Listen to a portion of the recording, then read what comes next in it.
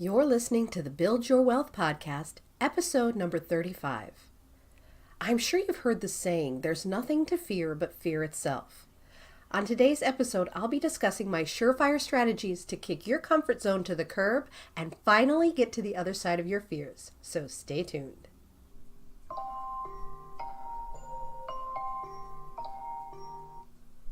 Ugh. It's that time of day again. Time to get up and make someone else rich. Hi there and welcome to the Build Your Wealth podcast. I'm your host, Nicole Thompson. Over the years, I've taken the skills I've learned as a dedicated employee in multiple fields and turned it into a thriving six-figure online business to create a wealth of my own. Now I'm here to teach you how to do the same thing. I share my successes and failures as an online business owner with you to help you avoid the pitfalls that can come with being an entrepreneur in the online space. It's my goal to help you achieve your success faster, adopt the right mindset for that success, and to show you how failing forward is all part of the process in building your wealth instead of someone else's. This is the Build Your Wealth podcast. Well, hey there, Nicole Thompson here. Welcome to another episode of the Build Your Wealth podcast. I'm super excited you're here today because it's going to be a good one. Today we're going to be talking about facing your fears when it comes to your business.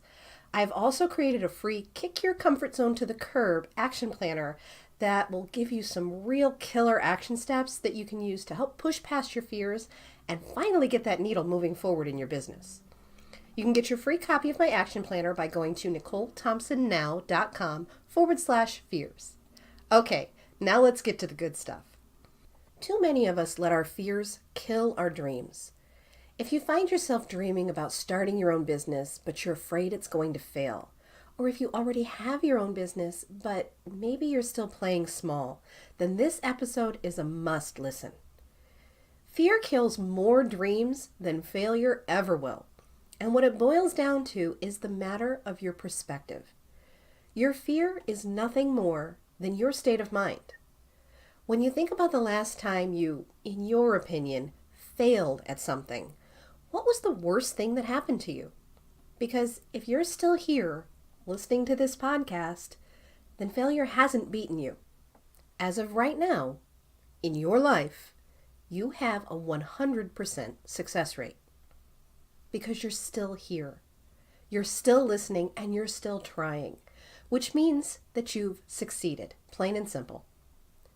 The only way failure will ever win is when you quit. When you consider something you're afraid to do, try to think about exactly what it is that you're afraid of. What's the worst thing that's going to happen? My guess is you really don't know. You have no way of knowing because none of us can predict the future. So you can look at it one of two ways. You can listen to your fears, play it safe, and not even try, and I will give you a 100% guarantee you will not experience success. Or you can face your fears head on and take a chance on yourself. At least if you try, you stand a chance at success. You will always miss 100% of the chances that you don't take. I know this probably isn't going to be your favorite thing to hear, but the only way to conquer your fears is quite literally by facing them head on. I have one guaranteed surefire way to get past your fears, and that's by putting yourself in situations that will force you to face them head on. Are you afraid to speak on stage? Stand up and make a toast at your next family event. Are you afraid to show your face on social media? Pick up your phone, snap a selfie, and post that bad boy on Facebook. Are you afraid to take a chance and start your own business? That's right. Log into GoDaddy.com or NetworkSolutions.com and go get yourself a domain name because you guessed it. If you want to start your own business, the only way you're ever going to stand a chance at success with it is to start. Everything you do in life starts with something that you don't already know. No one is born with any specific skill that they're good at from day one. Yes, there are people with inherent gifts that seem to have a natural knack for certain things. but it's a rare thing that someone can just pick up an instrument or run a marathon without some type of practice. The majority of the time, every single skill that anyone has in life is learned through patience, practice, and repetition. A skill is doing something over and over and over again until it's as if you could do it without thinking about it. Some people are naturally more adventurous than others, but it doesn't mean they're fearless. They just look at fear differently. When you consider something you're scared to do and look at conquering that fear as something exciting, thrilling, or as an adventure, you're well on your way to overcoming that fear. Fear causes a chemical reaction in the body. I'm sure you've heard of the fight or flight reflex. Your brain is constantly trying to protect you from dangerous situations. But what that instinct isn't doing is pushing you outside of your comfort zone. Our comfort zones are our places to go to feel warm and fuzzy, but unfortunately, they're also the place that keeps us stuck. Any athlete will tell you that their greatest improvements in their physique have come when they've pushed their muscles past the point of exhaustion. And any business owner will tell you that the greatest growth in their business has come from stepping outside their comfort zone and doing the things that scare them in spite of their fears. Think of the last time you went on a roller coaster. That feeling as the car slowly clicked up the track, moments before the big drop. Your heart is pounding. You're a little shaky. Maybe your palms are even a little sweaty because you know what's about to happen. You know you're going to get this burst of adrenaline as you soar over the crest of the peak and plummet back to earth. You might be scared. You may be almost at the peak and be saying to yourself, "What was I thinking? Let me out of here." But it's too late. You waited in line. You got into that car. You buckled the safety belt and the gears are in motion. So now you just let gravity do the rest. And as you come to the peak, moments before the big drop, there's a pause. And all you hear is the beating of your heart in your ears. Every nerve in your body is tingling with excitement. And then the drop. Whoosh!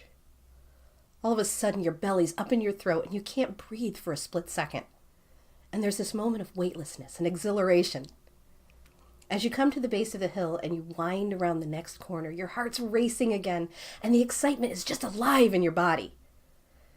When you come to the end of that ride and your heart's still pounding and your hands are a little sweaty and maybe you're even a little shaky too, a little weak in the knees perhaps.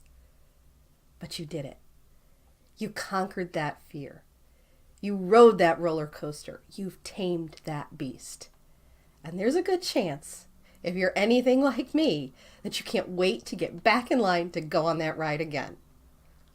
And in all honesty, even if that ride was fantastic the first time, because you now know what to expect, you're not only less fearful to get back in that line and ride it again, but your heart won't pound as fast. Your palms probably won't sweat so much, and you won't be nearly as shaky the next time around. If you look at anything you're scared of in life, like riding that roller coaster, then you can conquer any fear. Because the takeaway here is not the heart beating, the sweaty palms, and the weakness in that first ride. The takeaway here is ride number 2. You think about getting on that ride again because you faced your fear, and it wasn't as bad as you built up in your mind. When we do the things that scare us, when we face our fears head on, that is the one and only way to conquer those fears once and for all. Our minds are amazing things. They're incredible organs that are capable of doing unbelievable things. But they're also our own worst enemy. Because what we're capable of concocting in our minds is always so much worse than reality. Because the truth of the matter is we have no idea of what the outcome could possibly be until we actually do whatever it is that's scary. If given enough time, our imaginations will come up with the most unlikely possible outcomes that because we've thought of it in our own mind will make it seem that much more likely to happen. So we'll believe just about anything our minds can come up with, no matter how far-fetched that outcome may be. If you've ever read a book and then watched a movie based on that book, you'll know exactly what I mean. Because let's say you've read a horror novel. Your mind can concoct the most elaborate, scary monster creature imaginable. But typically a movie watched after the book will be a bit of a disappointment.